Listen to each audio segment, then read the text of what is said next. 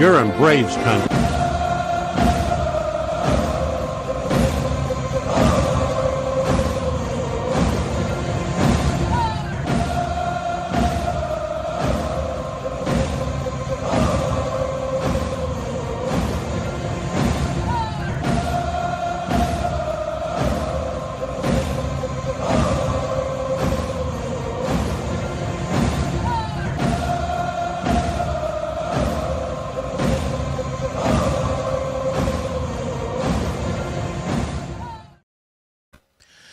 Good afternoon, Braves country. I hope y'all are having a good Tuesday. We got a lot to do and a little time to do it, so let's go ahead and get to it. A few folks in the chat. If you're in the chat, please say hello. We'll shout out to you. I see John in there. I see Kenneth. Saw a couple others. We got to open up the Facebook. Let me open up the Facebook real quick.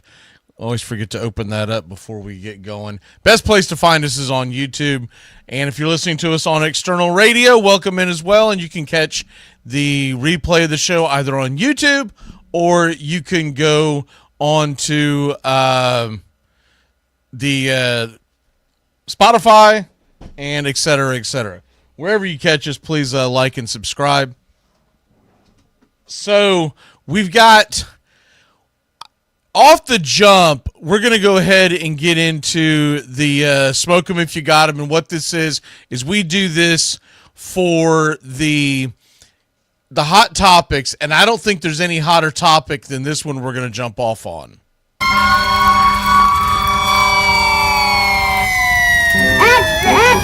all about it. What's it all about? What caused that commotion? What's all the shouting? All right.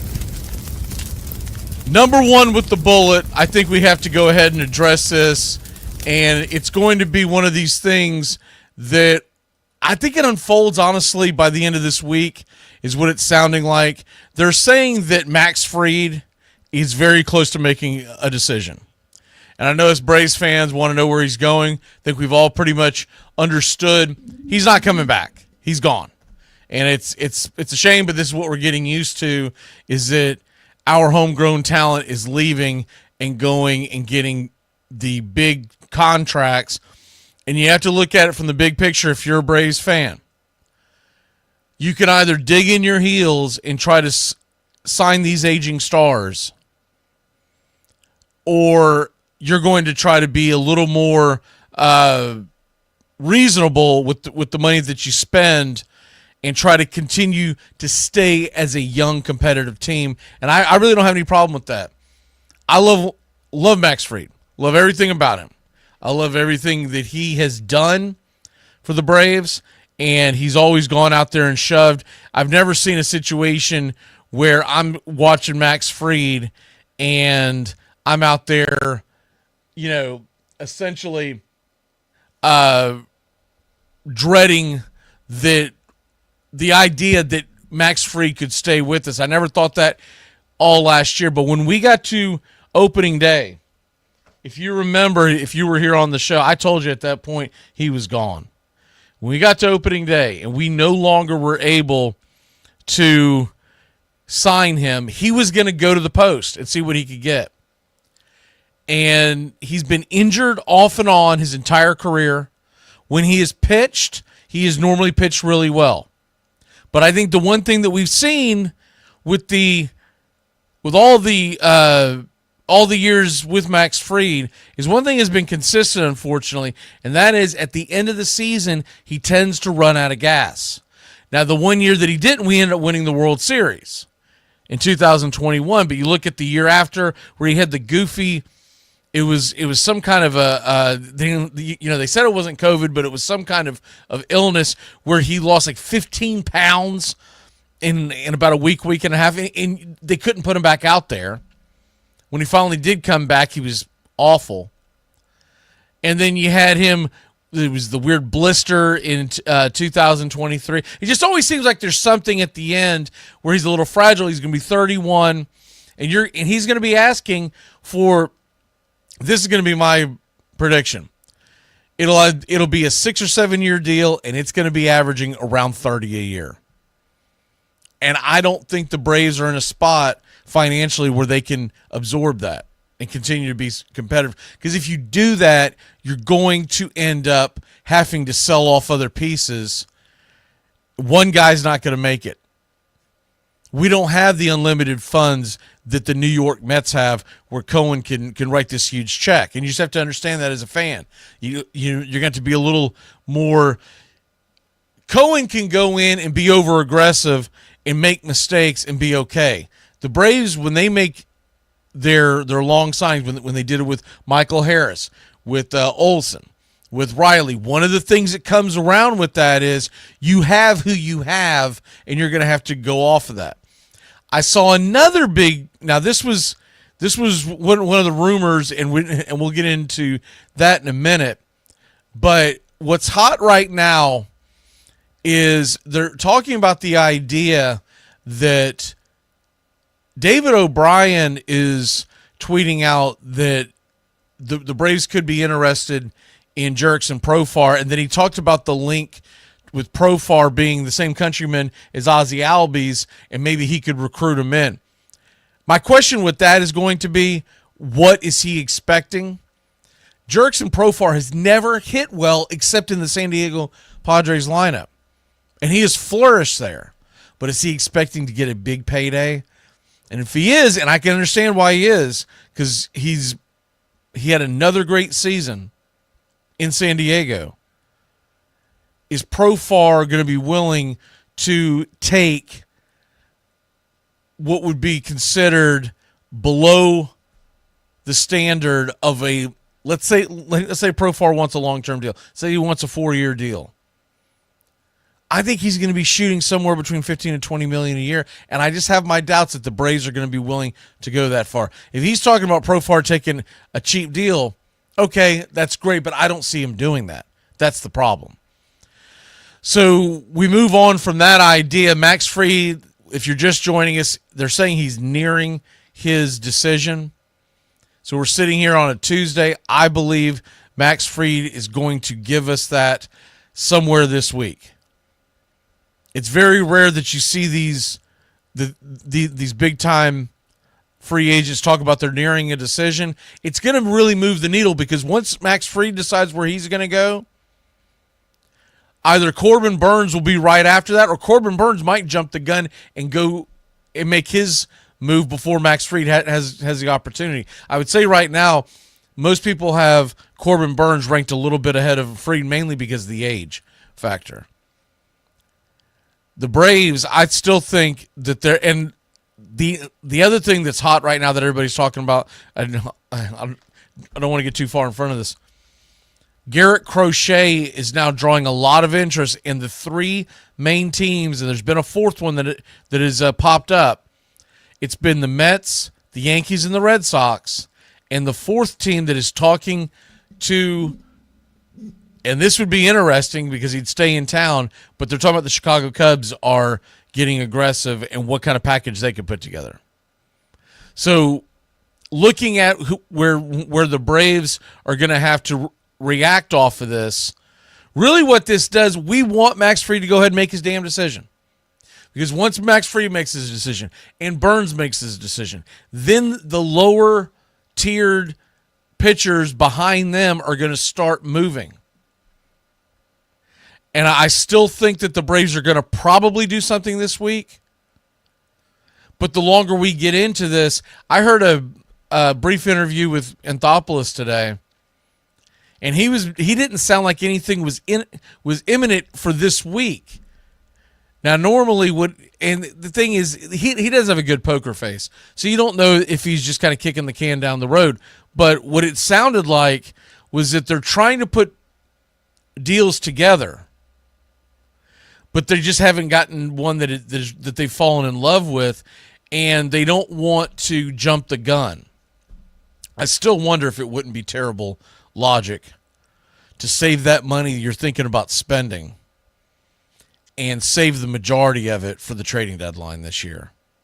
I really think the Braves could figure out a way to build most of their offense and rotation to get themselves into an opportunity in late July to maybe make a big trade there.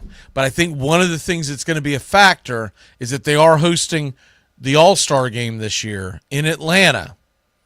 And when you host the All-Star game, you don't want to go limping into the All-Star game. You want everyone to be excited, and so there is that factor. But Anthopoulos, with his track record, and this even goes back to when he was with Toronto, he typically likes to build his roster in December going into very early January. He's usually not a guy that adds a ton at the end of the spring. The one outlier there was 2021 when we had the lockout going on. That had nothing to do with him dragging his feet. It was the fact that he couldn't talk to agents and whatnot. But when you look at some of the moves that are potential out there, one of the guys that I still keep circling back to is Walker Buehler. And if they can't get a trade pulled off with the Sonny Gray, I still think Walker Buehler gives them the most upside if he's willing to. We talked about this yesterday, but if you didn't join us yesterday, he's talking about, Anthopoulos and others are talking about the idea that if you sign someone to a long-term deal, what about the idea that the first year is the cheapest year to help us get through this year on the salary cap, or salary tax, and then backload it. Now, I'm not talking about the backloading we're talking about with Shohei Ohtani, where he kicked the whole contract down the road. We're not talking about that. What we're talking about is a guy like Walker Buehler, who is instead, because if Walker Buehler doesn't get a solid 4 or 5 year deal, he's probably going to be looking at it as, give me a 1 year prove it deal. But that 1 year prove it deal will probably be a little higher than what Anthopoulos would like to spend. You know, a 1 year prove it deal, depending with Walker Buehler, could be up around the $20 million number that he's been paying last couple of years on Charlie Morton. If Charlie Morton comes back, and I know a lot of people have groaned about that idea, but if Charlie Morton comes back, I was talking about this earlier today, and I was like, you know, I would love the idea if Charlie Morton came back if it was a club-friendly deal, because he's literally there to eat innings and to give us pretty good starts and get us through to the next start, to the next start, to the next start. The next thing you know, you're at the trade deadline and you've got some money to play with, and you might be able to bring somebody in. We always seem to get to the trade deadline and we have nothing as far as money goes. We have nothing to be able to bring anybody in because it's going to shoot us well over the tax line. And so with that being said, if they could get a Walker Buehler to come in, and we'll just say it's a 4 year deal, and we'll say that the last 3 years are worth 20 apiece, and it is a risk because Walker Buehler is coming off injuries. But what if he gives you the first year at 10 and a 4 year 70 for Walker Buehler, who's looking at, look, I don't know if I'm going to be able to get that next big contract. I'll go ahead and make sure that I'm taken care of long term. And there is the idea, too, that Walker Buehler's from Braves country. All right, let's go ahead and get into SNIT Happens, the moves that have happened around the league. We keep playing like this, we'll be the laughing stock of the league. Well, what do you expect? All we got on this team is a bunch of and a booger-eating moron. That booger-eating spaz make me want to puke.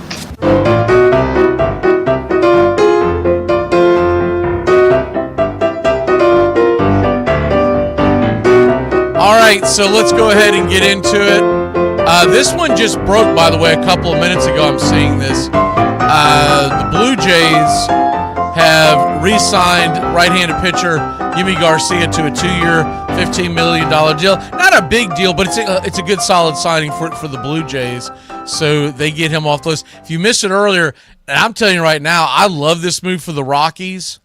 And you might want to keep an eye on this come fantasy baseball season for any fantasy baseball heads. Thairo Estrada just signed a 1-year deal with the Rockies.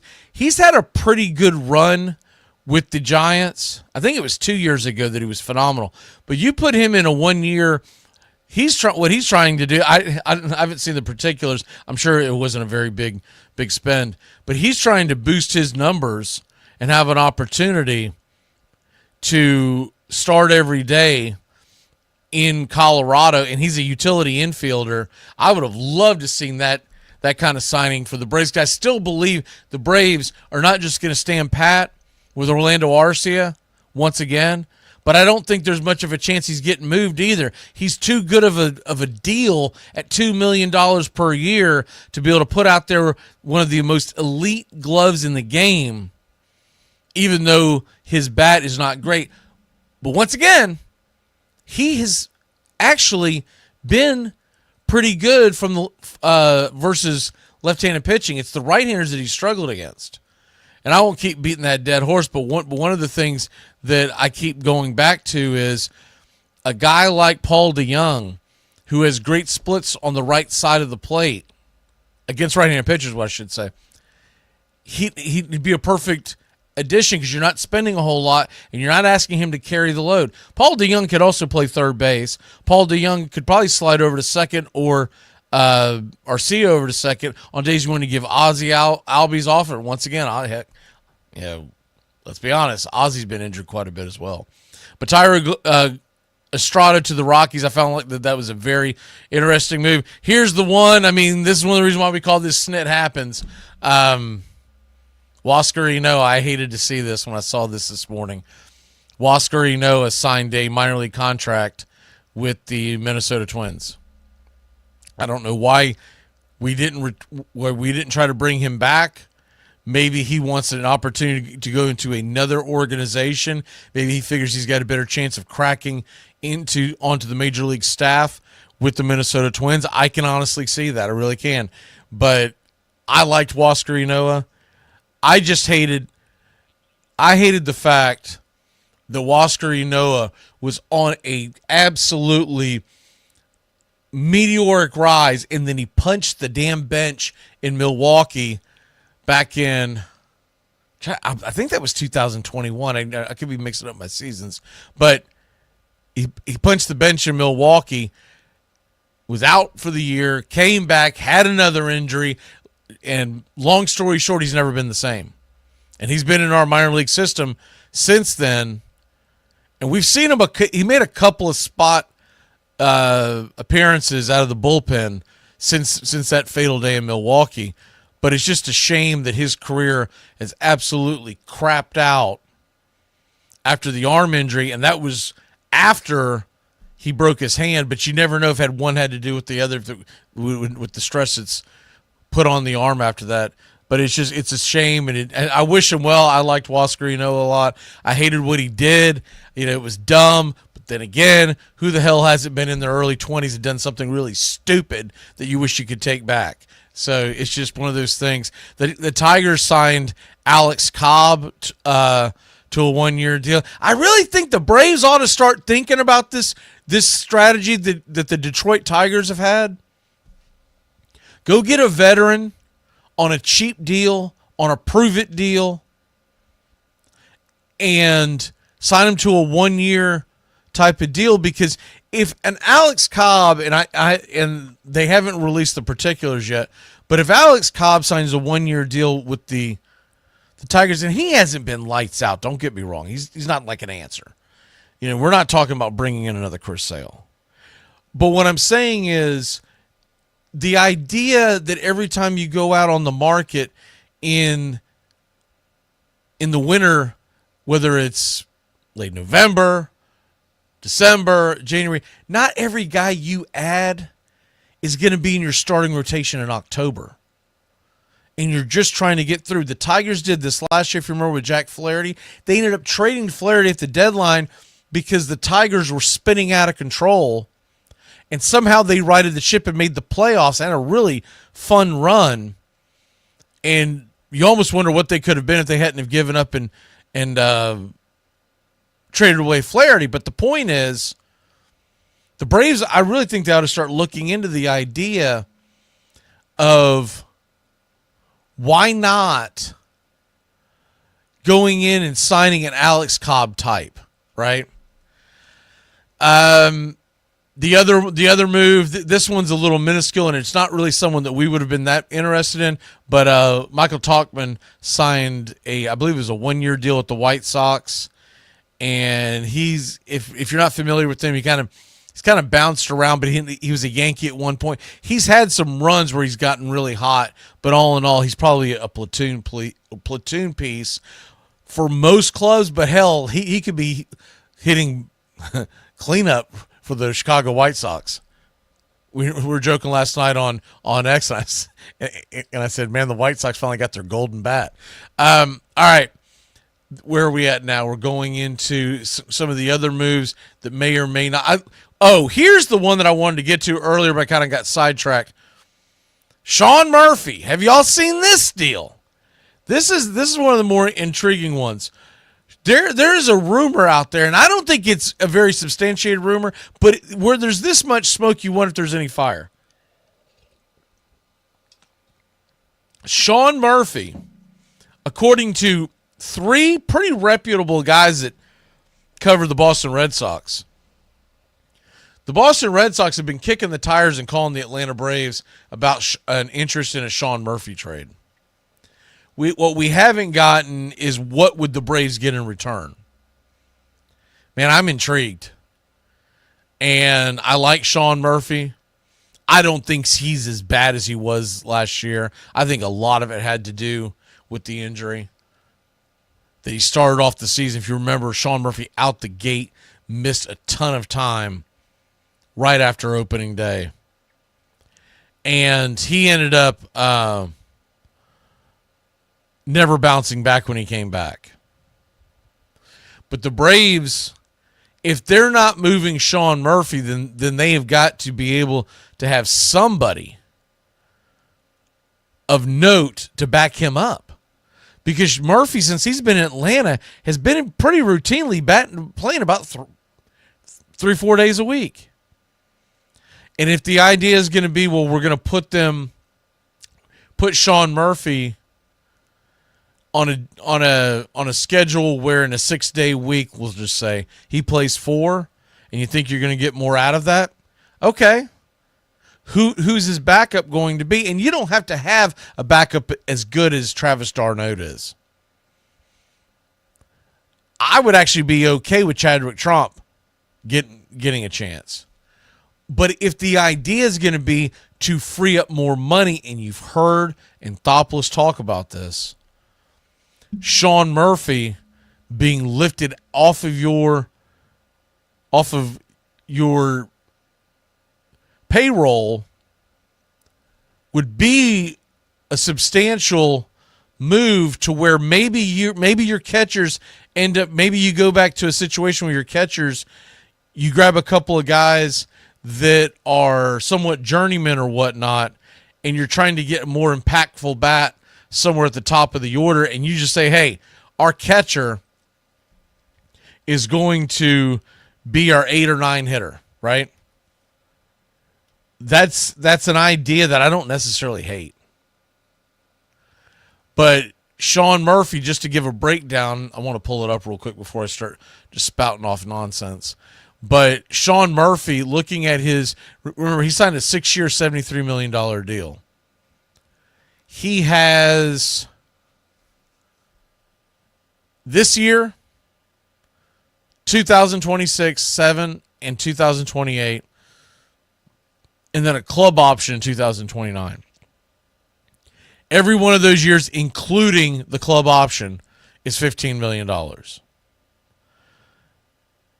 If you got Shawn Murphy off the payroll at $15 million, and it's still a pretty good price for what Murphy brings you to the table, but if they decide they want to go more in the direction of Drake Baldwin, remember Drake Baldwin, their young catcher, was in the All-Star game, in the minor league All-Star game, had a really good season last year. And let's say you want to bring in a veteran to spell with him,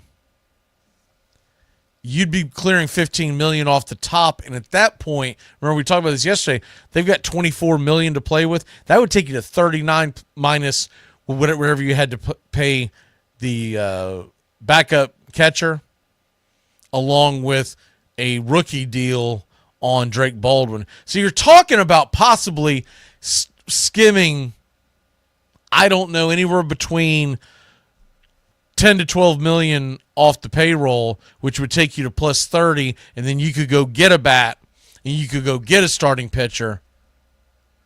And depending on what you got back in a deal with Boston, you may be able to really set yourself up where I can think a couple of pieces that I would want from Boston. The question for me is, what are they willing to give up? Like Wilmer Abreu would be the first one that comes to mind with me, or Duran. But what's Boston willing to give up? That I don't know. But it's gotten a lot of traction, and Shawn Murphy getting traded, I don't know if I love it or not, because I still don't think he's as bad as he was last year, but he had an awful year last year. We talked about it every game during the broadcast about how we felt that Travis d'Arnaud needed to have more at-bats, and he did. But Travis d'Arnaud is not a spring chicken. Travis d'Arnaud is going to end up with the deal out there at the Angels. He's going to be in his late 30s at the end of that deal, and catchers don't get better with age. Those knees start to go, the power goes, everything starts to go. So I understand why they got rid of d'Arnaud. I mean, I don't hate the idea if you are moving on from Murphy and you're trying to unload that money. I don't hate the idea of possibly bringing up Baldwin and Chadwick Tromp and let them platoon until one of them really takes off. I'd say it's more likely Baldwin takes off, but regardless, Chadwick Tromp has played several meaningful innings for the Braves over the last few years, and he's always done a very good job. So I did want to get to that because that to me is one of the more intriguing ones. I would have never thought of that being a situation. But Shawn Murphy is going to be 30 years old this year. At the end of his deal, he's going to be, 34 if we pick up the club option? That's an old aging catcher making quite a bit of money. And maybe the Braves are thinking ahead of time, if they really believe in Drake Baldwin, I don't hate that idea at all. I really don't. Let's get into That's the Rumor. That's the rumor. You retired too? Not me. I'm in my prime.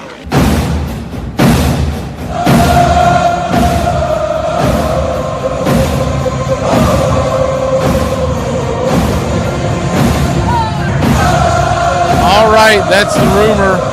Going into the rumor mill. There's some pretty interesting ones here today. If you're just joining us and want to know what's going on here, we're doing this all this week because of the winter meetings.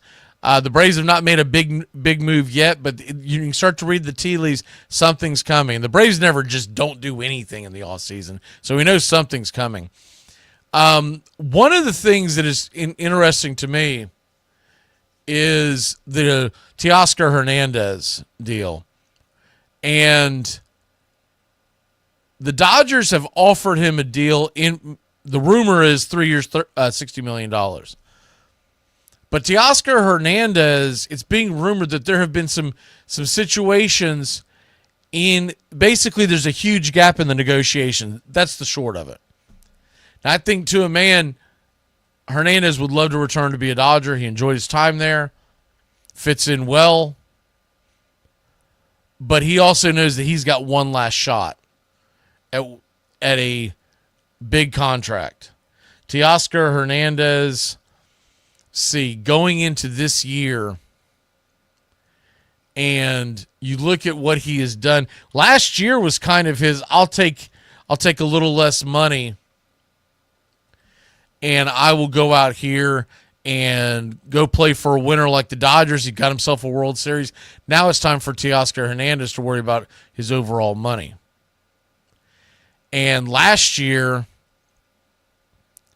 he was, let me see here, going into last year, I believe, I don't have it in front of me because this thing hasn't been updated, but essentially Hernandez made about $15 million last year. Now he's looking for about 20, but supposedly they offered him 3 years, 60, and that's not the issue. The issue is he wants that fourth deal. And so when you look at Hernandez and you look at the idea that what is he? He is, see, Hernandez this year is 32 years old and just turned 32. So essentially, he would have been 31 at the end of the season this year. So signing a 4-year deal, which I'm sure is what he's looking for, that will take you into almost the age 36. And he's been good. He really has. He's been good. But I don't think the Dodgers want to commit that far. And that's where he's kind of pushing it, because what Hernandez is trying to do is get that fourth year at somewhere around the $20 million range. Does he do that? Or does he take the third year back with the Dodgers, continue to build his stats, and go try his luck in a few years? But when he comes off of that deal, he's going to be, 35 years old? And how much is he going to get on the market? So those are all things he's weighing out. But when you look at Hernandez, one of the things that I see is Toronto, the Yankees, and Red Sox are all in. Then none of those really surprise you. But an interesting one that popped up last night was the Seattle Mariners. And could they be one of those surprise teams that ends up taking them away? Because the Mariners really haven't done anything. The Mariners need some offense. I mean, let's be honest. The Mariners need some offense. Mariners had elite pitching last year. They were basically the Atlanta Braves American League version. They had elite pitching, and they couldn't score any runs. So Teoscar Hernandez moved for, and remember, he played there in 2023, just before he came to the Dodgers. But last year, Hernandez, what did he hit? 33 home runs. He's been pretty consistent. You look at what he's done since 2019, 26 home runs. COVID year still had 16, which is phenomenal. Then 2021, he had 32. Then 25, then 26, and then 33. You put him in a good lineup where he has to be pitched to, Teoscar Hernandez is going to be a hell of a bat. I would love to see the Atlanta Braves grab him. I just don't think it's realistic.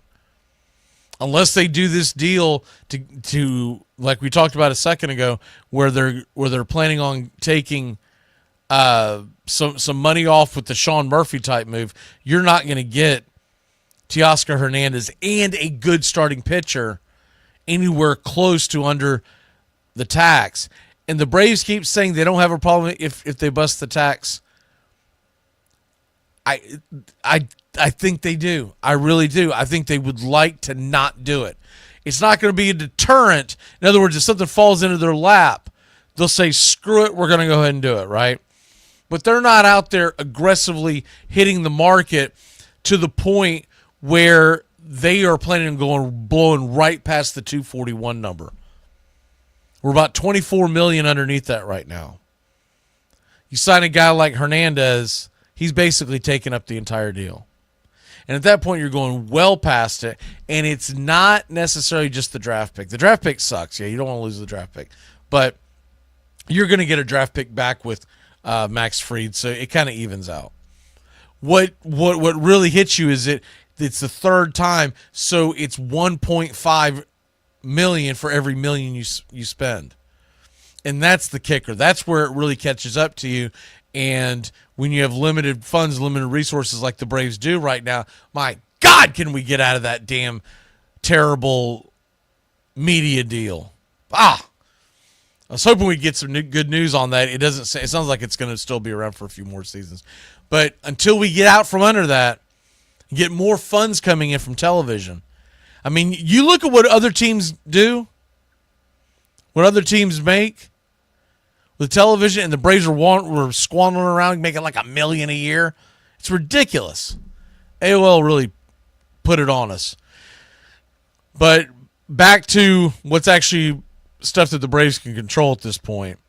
Here's another interesting one. And you know Braves fans are popping up with this. Carlos Correa is being rumored of being shopped by the Twins. But that is a massive contract.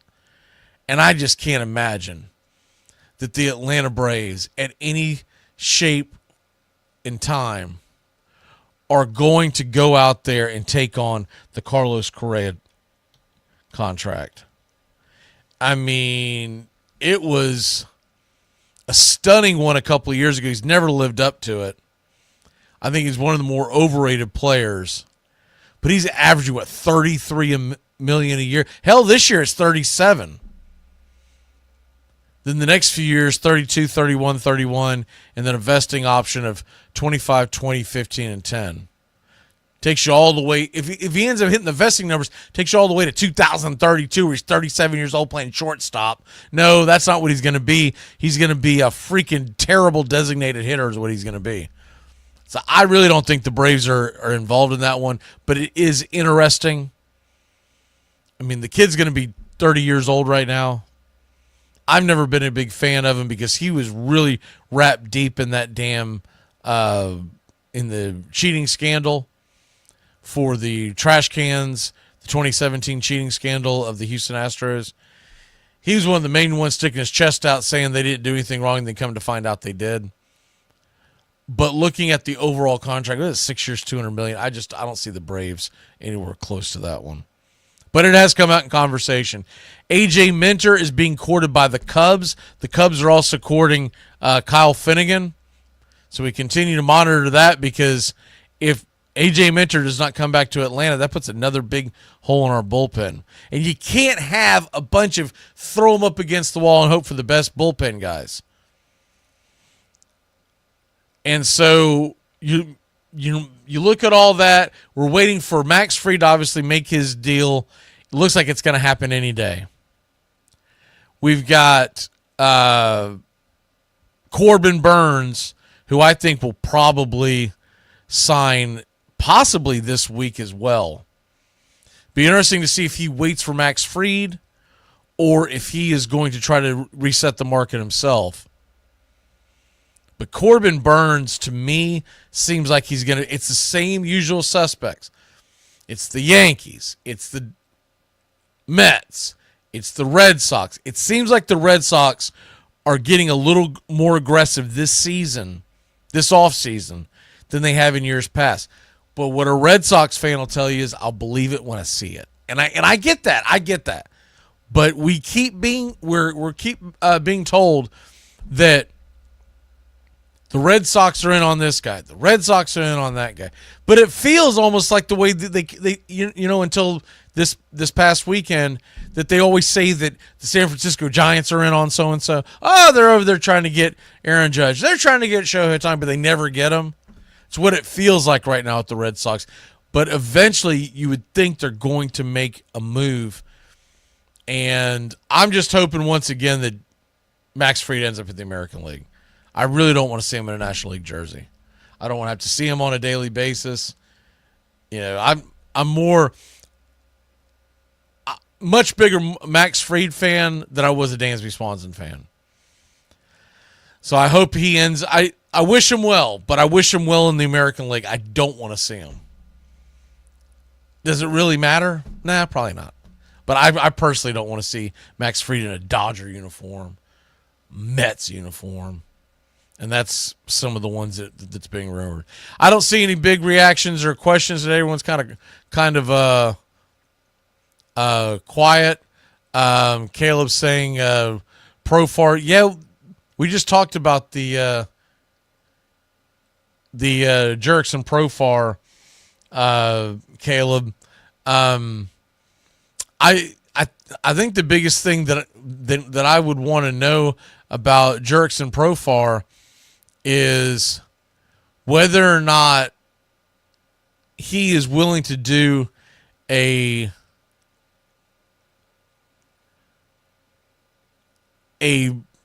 prove it deal somewhere else. What is his AAV that he's wanting, he's looking for? But I would like to see, look, if we could get him affordable, Jerickson Profar is a perfect fit for the Braves. You can put him out there in left field. You can platoon him from time to time when Acuna finally comes back. I still don't think Acuna comes back till they can say what they want, but it sounds more and more like Acuna is not going to be available until, my guess would be sometime in June. Same thing with Strider. I think they jumped the gun with the initial guesstimations that both of them would be ready for opening day. And that's where all the Shawn Murphy stuff, all the Shawn Murphy rumors are coming about, because are they going to try to move money to get more offense? Because let's be honest, Shawn Murphy, what we were sold on the bill of goods when he came over is he had an elite pop rate that you couldn't run on Shawn Murphy, et cetera, et cetera. We have not seen that at all. So if they could move off of his contract, I still believe in my heart of hearts he's going to have a much better year this year. But long term, I don't hate it. I don't hate it at all. I'm hoping that something happens with Profar in the near future, because if nothing else, even if he doesn't sign with the Braves, it's still going to end up moving the needle. This right here was interesting. So Profar, now one thing that you have to remember is that he's 31, so he's going to be 32 next year, but he is a switch hitter. He hit 280 with 24 home runs. He's an elite base runner, an 839 OPS. But look at what his career stuff was. His career OPS was 726. His OPS plus, if you're into the expected stats, his OPS plus was 134, but his career is 98, which means he's about average. But he is friends with Ozzy Albies, and that could be our way in. What do we have from Caleb here?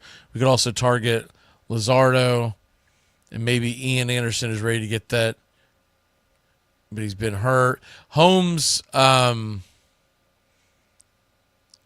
thing about Holmes, and they've already mentioned that he may be the fifth starter. Man, I would much rather keep Grant Holmes as that elite bullet coming out of the bullpen. Because if you're not gonna have Joe Jimenez this year, who the hell knows what's gonna happen with AJ Minter?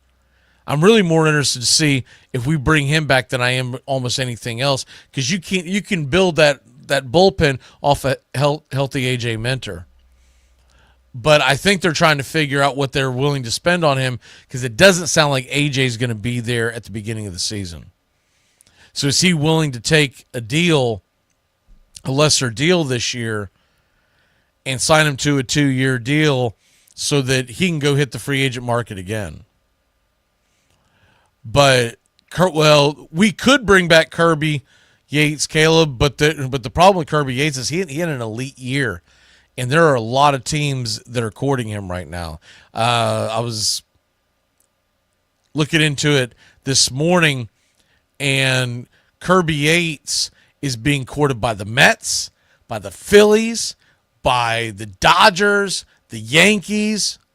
So, yeah, Kirby Yates is an option, but he's not going to be that cheap option that we had a couple of years ago. He is going to be an expensive option. He was essentially their closer all the way down the stretch. Yeah, Angels and Blue Jays. Matthew's saying Angels and Blue Jays are interested in Gleyber Torres. They can have Gleyber Torres. Gleyber Torres' defense is terrible. He's just a barely above average offensive bat, but his defense is terrible. The Yankees have no interest in bringing him back, and for very good reason. I think he could do well in a situation like the Angels. I don't know if the Blue Jays are looking for him, because it seems like the Blue Jays, they're kind of at a crossroad. If you look at the Toronto Blue Jays, they're at a crossroad. Do they tear this thing down and go for a rebuild, or do they try to revamp up?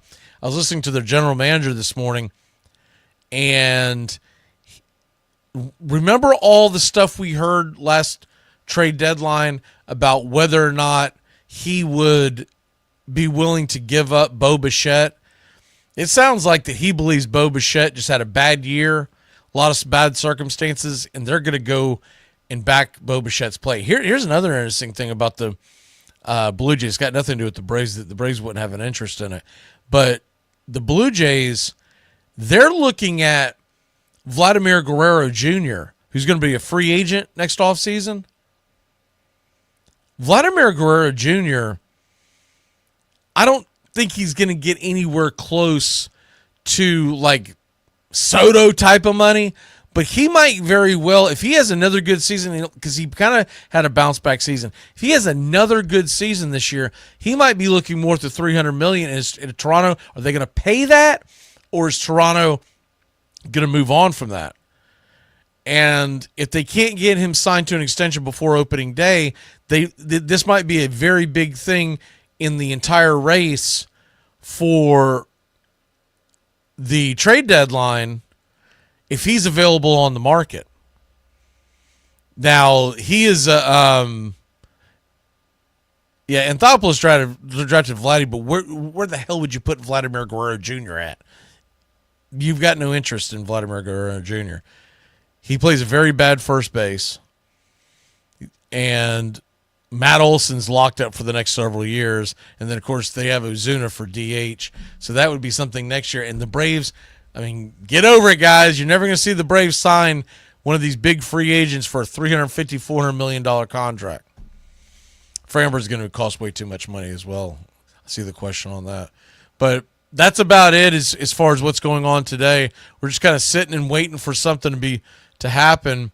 The Jurickson Profar, if he ends up taking a cheap deal, I think he'll just go back to San Diego because he continues to have very good rapport in that clubhouse. He does well in that lineup.